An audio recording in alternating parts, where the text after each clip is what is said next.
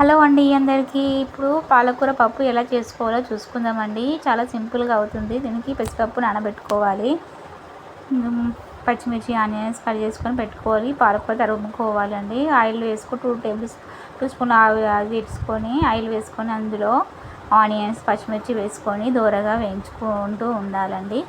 ఇలా వేగుతున్నప్పుడు ఇది golden colour రావాలి మనకు. ఇలా గోల్డెన్ కలర్ వస్తున్నప్పుడు ఇందులో కొంచెం అల్లం వెల్లుల్లి పేస్ట్ కూడా వేసుకొని కలుపుకోవాలి. అందులో పసుపు కూడా వేసుకోవాలి. పసుపు వేసుకొని మంచిగా అటు ఇటు మిక్స్ చేసుకునేటట్టు కలుపుకోవాలి. మనం అల్లం వేసాము కదా, అది అడగంటకుండా ఉండాలంటే అలా కలుపుతూ ఉండాలి. ఇప్పుడు నీళ్ళలో నానబెట్టుకున్న పాలకూరను కూడా తీసుకొని ఇందులో వేసుకోవాలి. పాలకూరను 2 times కడుక్కోవాలండి, లేకపోతే ఇందులో ఉన్న కెమికల్స్ అంటే మనము పురుగు పడుతుందని మందు కొడతారు కదా రైతులు, అది మనకు కడుపులోకి పోకుండా ఉండాలంటే మంచిగా 2 times అలా వాష్ చేసుకోవాలి. బకెట్లో వాష్ చేసుకుంటే బాగుంటుంది, బెటర్. కిందికి ఇసుక కూడా, సన్నపు ఇసుక కూడా బకెట్లోకి వెళ్ళిపోతుందండి. మనకు తినేటప్పుడు కరకరమని ఇసుక పంట కింద వస్తేస్తుంటుంది, అట్లా రాకుండా ఉంటుంది. బాగా వాటర్లో పోసుకొని కడుక్కోవడం వలన. ఇలా పాలకూర 2 minutes ఆయిల్లో మంచిగా మగ్గనియాలి. మగ్గనిచ్చిన తర్వాత అందులో కొంచెం వాటర్ వస్తాయండి. అలా వాటర్ వచ్చినప్పుడు మనము నానబెట్టుకున్న ఒక 10 నిమిషాలు నానబెట్టుకున్న పెసరపప్పు ఉంటుంది కదండి, పెసరపప్పు మంచిగా 2 times అలా వాష్ చేసుకొని నానబెట్టుకున్నది ఇందులో కలుపుకోవాలి. ఇలా కలుపుతూ ఉండాలండి. ఇలా కలుపుతున్నప్పుడు మూత పెట్టి మగ్గించుకోవాలి.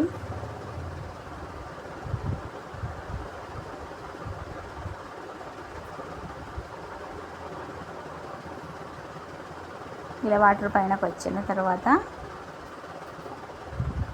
ఇప్పుడు చూడండి, మనం ఎంత పాలకూర వేసామో 3 కట్టల పాలకూర వేస్తే అది 1 కట్ట లాగా ఎట్లా అయిపోయిందో. ఇప్పుడు నానబెట్టుకున్న పెసరపప్పు వేసుకోవాలి,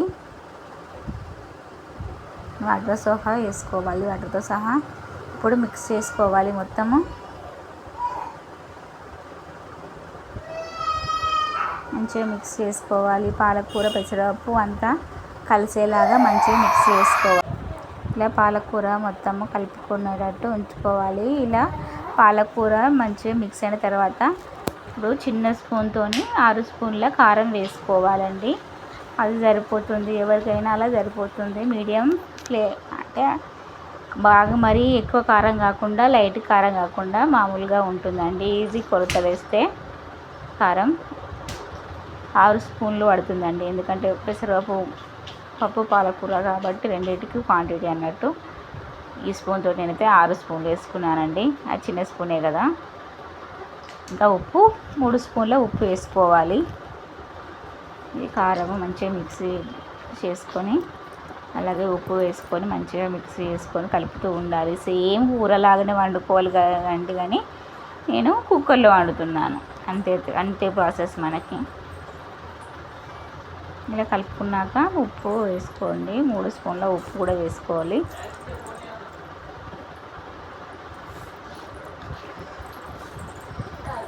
కలుపుకోవాలి, మంచిగా కలుపుకోవాలి. మంచిగా కలుపుకున్న తర్వాత